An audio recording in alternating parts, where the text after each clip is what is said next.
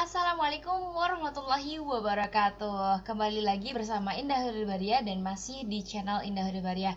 Kali ini Indah membuka segmen baru, dan segmen kali ini berbeda mungkin dengan beberapa segmen-segmen lainnya di channel YouTube Indah. Dan insya Allah hari ini Indah akan mulai sharing kepada teman-teman semua sambil Indah mengingat kembali nih pelajaran-pelajaran bahasa Arab ya. Jadi bagaimana cara kita belajar yang terbaik adalah dengan cara mengajarkan. Jadi siapa tahu nih ada yang Indah lupa, ada yang Indah belum tahu.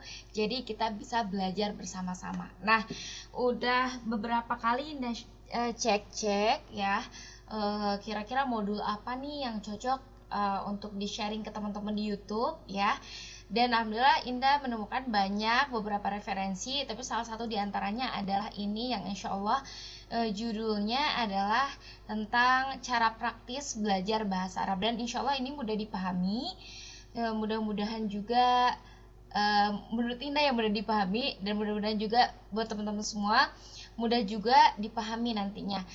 Terutama mudah juga dipahami ketika Indah menyampaikan ya teman-teman. Mohon maaf kalau ada salah-salah kata, Indah minta maaf dulu, dan mudah-mudahan kita juga berdoa juga kepada penyusunnya, kemudian tim pentasih dan sebagainya yang telah menghadirkan buku ini ya teman-teman semua. Baik, kita mulai dulu teman-teman. Sebelumnya ini episode pertama, kita akan cerita dulu nih siapa penulisnya. Di sini penulisnya adalah Saidna Zulfiqar bin Tahir. Kemudian judulnya Cara Praktis Belajar Bahasa Arab At-Taisir fi Ta'limil Lughah Al-Arabiyyah. Kemudian pengantarnya Bapak Ahmad Taufik Abdurrahman MA, dan pentasihnya di sini ada Pak Fikri Sulaiman, Pak Farid Senong, kemudian ini ya dan sebagainya. Kemudian di sini ada pengantar dari penyusun, dan ini petunjuk penggunaan bukunya. Nah, teman-teman nanti boleh dibaca, silakan di screenshot pengantar atau petunjuk penggunaan buku. Motivasi belajar harus sudah diserahkan dengan niat dan didukung oleh kemauan yang besar. Ya, seperti ini. Cari partner dalam belajar sebagai teman. Jadi mudah-mudahan nih Indah bisa jadi partner teman-teman, dan teman-teman juga jadi partner Indah untuk belajar bahasa Arab ini ya teman-teman semua.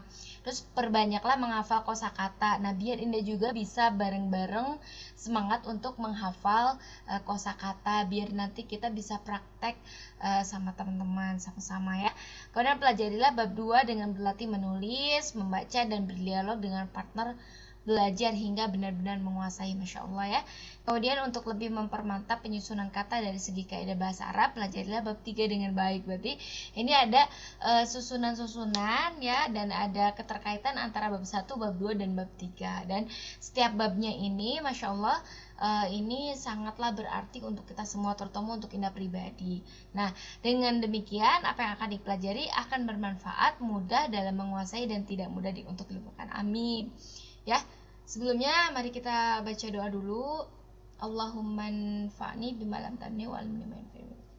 Rabbi zidni ilman warzuqni fahma. Amin ya Allah ya rabbal alamin. Mudah-mudahan kita dipermudah oleh Allah Subhanahu wa taala untuk belajar bahasa Arab ini. Nah, seperti biasa kita kalau di dalam buku ada daftar isi, dan berikut adalah daftar isi yang ada di buku ini ya. Jadi bab 1 pelajaran dasar bahasa Arab, bab 2 dialog dan latihan, bab 3 dasar-dasar gramatikal bahasa Arab, kemudian bab 4 antara bahasa Arab Amiyah dan Fusha, kemudian ada daftar pustaka dan lampiran-lampiran. Ini Masya Allah kayaknya ini nggak bisa selesai satu episode, dan pastinya akan panjang. Mudah-mudahan kita dikasih umur panjang untuk ngebahas tentang ini. Oke, segitu aja pendahuluan, dan kita langsung cek-cek ya. Bahasa Arab episode pertama kita belajar tentang apa? Pelajaran dasar bahasa Arab. Oke, di sini ada bentuk-bentuk abjad Arab ya, kemudian mengeja dan membaca. Kita ulas sekilas aja di sini. Pendahuluan seperti biasa ya teman-teman semua, bisa dicek nanti, teman-teman boleh baca lagi. Kemudian ad-durus. Nah, bab 1 ad-durusul asasiyah fil arabiyyah. Kita berbesar teman-teman biar kelihatan ya sedikit. Ad-durusul asasiyah fil Arabiyyah, pelajaran dasar bahasa Arab, al-asas ya. Jadi sebagaimana yang kita tahu kalau asas itu kan dasar gitu, pondasi dan sebagainya itu ya. Ad-durusul asasiyah fil Arabiyyah. Nah, beberapa pelajaran dasar sebagai rumus atau kunci dalam pembelajaran bahasa Arab yang harus dikuasai dengan baik, di mana penguasaannya akan mempermudah dalam belajar maupun berbicara. Nah, kita sebetulnya harus memahami dulu ya berapa angka dalam bahasa Arab tuh mana, kemudian hurufnya alif, ba, ta, sa, jim itu ya, huruf-huruf hijaiyah. Kemudian bagaimana cara menulisnya dia kalau berdiri sendiri, bagaimana kalau disambung di awal, bagaimana kalau disambung di tengah, kemudian bagaimana kalau dia bersambung di akhir kata. Kemudian bagaimana kalau dia sendiri tapi dia ada di akhir kata. Ini luar biasa sekali, bahasa Arab ini kaya sekali ya. Sampai dari huruf alif sampai huruf hamzah. Contohnya di sini kolom huruf yang bertanda strip gitu ya, menunjukkan bahwa huruf ini tidak dapat ditulis bersambungan dengan huruf sesudahnya. Contohnya apa di sini? Misal baroja. Baroja di sini tidak bisa disambung huruf ro. Nah, kita lihat di sini huruf ro. Huruf ro ini di awal dan di tengah dia tidak bisa digabung ya. Gitu. Tidak bisa bersambung. Tapi kalau di akhir dia bisa. Nah, kemudian nih seperti ini ya. Dia di tengah nggak bisa. Barojun ya. Baroja, baroja gitu ya. Ro-nya itu dia tidak bisa disambung dengan yang kiri gitu ya, dengan huruf setelahnya nggak bisa. Kemudian imaratun ya, ain, mim, alif, ro, ta. Ini ro ini tidak bisa bersambung gitu ya, dan sebagainya. Gini misal kitabun, kitabun. Nah, kalau ini, jika suatu kata terdiri dari huruf ganda atau double, maka penulisannya dengan menghilangkan satu huruf yang sama dan diganti dengan kata tasydid. Ada ro gitu ya, ada rojah gitu ya. Enggak ditulis ro dua-duanya, tapi diganti dengan tasydid. Oke. Nanti insya Allah kita akan membahas tentang itu ya untuk pemula. Dan kali ini kita akan ngebahas tentang persamaan huruf Arab dan Latin. Nah, sekilas aja juga ini alif, ba, ta, sa. Bagaimana nih cara menulisnya? Alif, ba, ta. Nah, kalau disamakan hurufnya dalam bahasa Indonesia seperti ini. Tapi memang sekarang tuh transliterasi itu sudah berubah ya. Nanti insya Allah kita akan bahas juga tentang transliterasi juga. Nah, dan ini daftar tanda baca sebagaimana yang sudah kita tahu, fathah, kasroh, dhammah, sukun ya. Panjangnya seperti ini. Kemudian ada syiddah, tasydid ya, syiddah, tasydid, double, sirrun. Nah, kalau dia yang satunya itu dia sukun, kemudian di depannya juga ada huruf yang sama, maka dibacanya sirrun ditambahin tasydid ya. Nah, seperti itu teman-teman semuanya. Kemudian di sini al-harokatul qashirah was sukun. Harokah pendek dan sukun al-fathatu. Baitun hadza baitun, al-kasratu bintun hadhihi bintun, ad-dhammatu mushtun hadza mushtun. Ad-dhammatu mushtun, as-sukunu syamsun hadhihi syamsun. Ini dhammah, kemudian ada sukun ya. Seperti itu teman-teman semuanya. Ini harokat, jadi kalau ada mad berarti dia agak panjang. Dzalika kitabun, dzalika sarirun, dzalika sarirun, tilka futatun. Gitu ya. Kemudian syiddah, siddah atau tasydid, hadhihi saburatun. Jadi kalau ada tanda begini berarti dia di double ya, seperti itu. Baik, kita mau langsung nih baca ya ke sini. Kata benda, teman-teman semua. Di sini kita akan belajar dulu tentang kata benda. Kata benda kalau di bahasa Arab itu namanya isim. Ya, isim kata benda isim. Ya, berarti nama. Maka segala sesuatu yang dapat dinamakan atau dinamai disebut dengan isim. Contoh, nah di sini sesuatu yang digunakan untuk menulis dinamakan pulpen. seseorang yang belajar dinamakan pelajar, ya. Di sini. Kemudian seseorang yang banyak bersantai dinamakan pemalas. Sesuatu yang diminati dinamakan hobi atau selera. Dan semuanya itu menunjukkan terhadap penamaan. Dan itulah yang disebut dalam bahasa Arab dengan isim. Baik. Kemudian termasuk di dalamnya juga kata benda, nama orang, ya, kata sifat, profesi, dan kata petunjuk. Nah, nama-nama benda contohnya apa? Mobil, rumah, gitu ya. Nama orang siapa? Indah, Ali, Umar, Fatimah, Zaid. Kata sifat apa? Rajin, soleh. Profesi, guru, ya, insinyur, dan lain-lain sebagainya. Kata penunjuk, dzalika, ini, itu, gitu ya. Untuk mempermudah penyebutannya, nah, isim juga diidentikan dengan kata benda di dalam bahasa Indonesia. Pokoknya kalau misalkan teman-teman ingin mudah, isim itu apa ya? Isim itu kalau di bahasa Indonesianya tuh sama dengan kata benda. Izin off kamera ya teman-teman. Baik, di sini isim terbagi kepada muzakkar yang biasanya ini diartikan dengan laki-laki dan muannas diartikan dengan perempuan. Dan tanda umum isim sebagai muannas adalah ya biasanya di sini ada tak marbutoh di akhirnya. Contoh sayyarotun. Sayyarotun di sini ada kita minta tak ya. Di sini ada tak marbutoh. Maka di sini dia disebut dengan isim muannas. Kalau tidak ada ta marbutoh maka tadi disebut dengan isim muzakkar. Jika isim itu kosong atau tanpa ada ta marbutoh, ya, tanpa ada huruf ta tadi, maka disebut dengan muzakkar. Oke, insyaallah paham sampai sini ya teman-teman.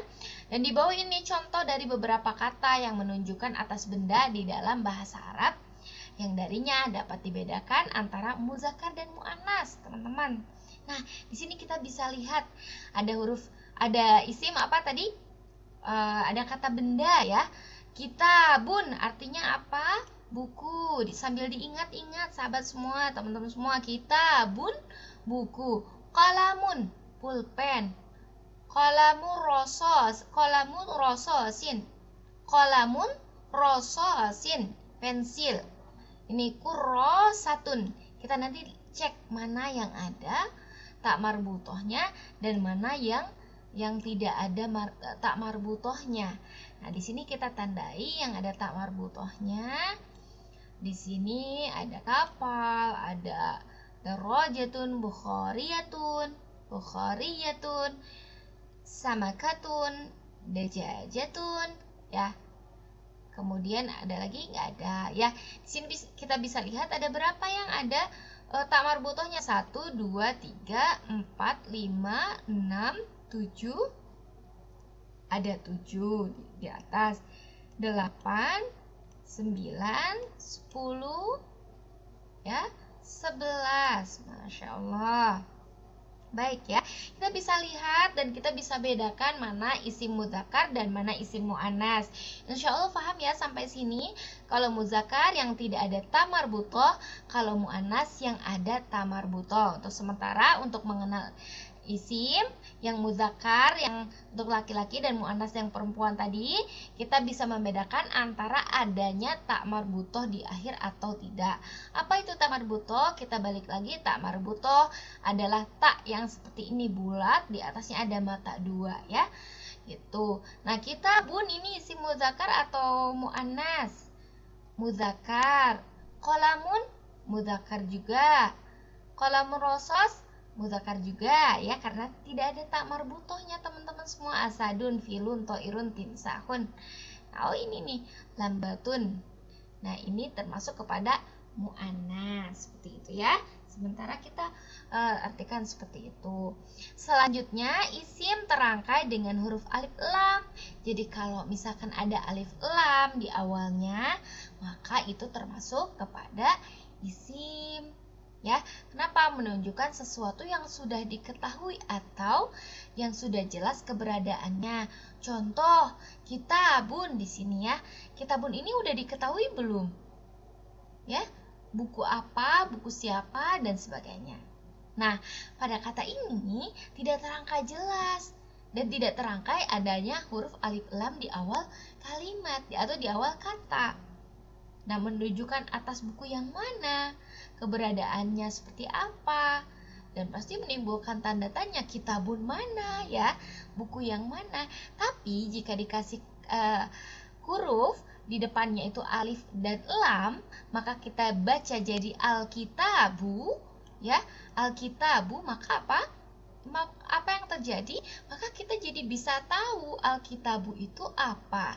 Contohnya di dalam Al-Quran kita sudah sering baca ya, di dalam surah Al-Baqarah, A'udzubillahi minasyaitonirrajim, Bismillahirrahmanirrahim, Alif Lam Mim, Dzalikal Kitabu. Berarti sudah jelas Alkitabu, di sana ada alif lamnya. Ya, Alkitabu, seperti itu. Masya Allah. Maka kata buku ini berarti suatu buku yang sudah jelas keberadaannya. Buku siapa, buku apa, dan buku yang mana, gitu ya, sudah diketahui. Nah, kemudian bentuk-bentuk isim di dalam bahasa Arab ini dapat dilihat sahabat ya, dari segi jumlahnya juga. Kalau tadi dari jenisnya dia mudzakkar atau muannas. Kemudian ini dari segi sudah diketahui atau tidak keberadaannya, gitu ya. Dan yang ketiga adalah dari jumlahnya. Ternyata kata benda juga dalam bahasa Arab ada jumlahnya ya sahabat ya. Nah, apa jumlahnya? Berapa jumlahnya? Ternyata seperti ini. Kalau mufrad ya, kalau yang misalkan satu tunggal itu disebut dengan mufradun ya, atau mufrad itu tunggal.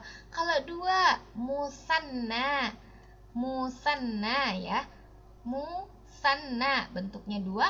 Kalau tiga atau lebih dari dua itu disebut dengan jam'un atau sering kita baca dengan jamak. Nah, untuk merubah bentuk tunggal menjadi bentuk dua yaitu dengan cara menambahkan huruf alif dan nun pada akhir huruf, pada akhir kata. Ya, contohnya di sini ada baitun. Baitun artinya apa sih? Baitun itu artinya rumah. Tapi kalau kita mau bikin dua rumah, gimana caranya? Nah, di sini sudah ada kodenya. Caranya adalah baitun ditambah alif dan nun. Jadi baitani. Baitani. Ya. Ini berarti dua.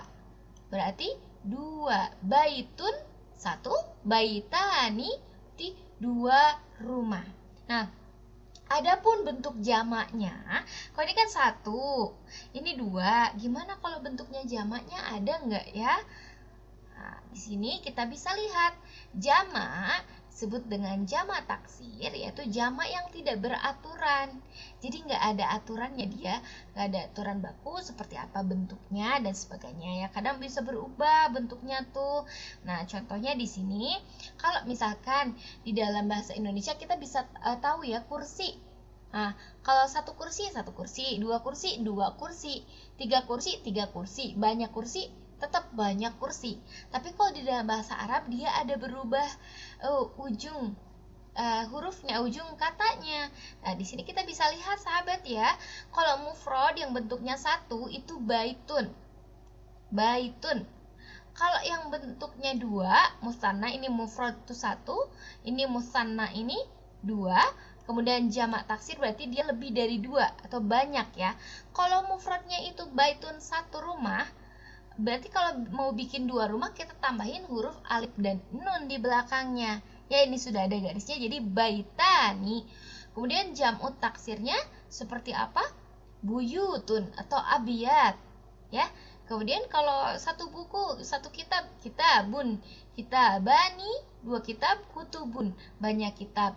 Ustadun, satu guru, satu ustad, ustadzani, dua ustad, kemudian asatid, banyak ustadz. Nah, kita bisa lihat di sini jam'ut taksir.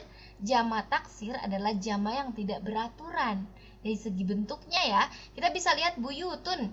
Nah, ini kelihatan nggak bentuknya seperti apa. Di sini bentuknya abyad, tapi ketika ada huruf kutubun atau ada kata kutubun, dia nggak jadi aktabun, tapi dia kutubun, gitu ya.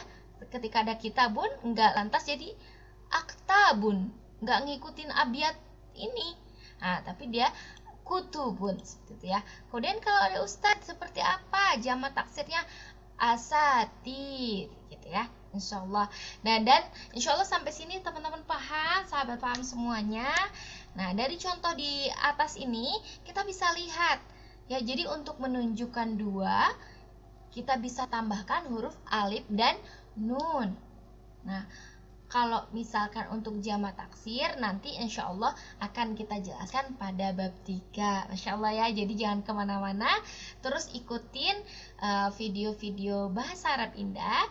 Dan insya Allah mudah-mudahan bermanfaat, terutama untuk Indah pribadi, umumnya untuk teman-teman semua yang menyaksikan video ini ya. Terima kasih banyak sahabat semua, mudah-mudahan bermanfaat dan mudah-mudahan menjadi amal jariah untuk Indah pribadi juga. Ditutup dengan doa, barakallahu li walakum. Sampai ketemu, sampai jumpa di episode selanjutnya. Wassalamualaikum warahmatullahi wabarakatuh. Dadah.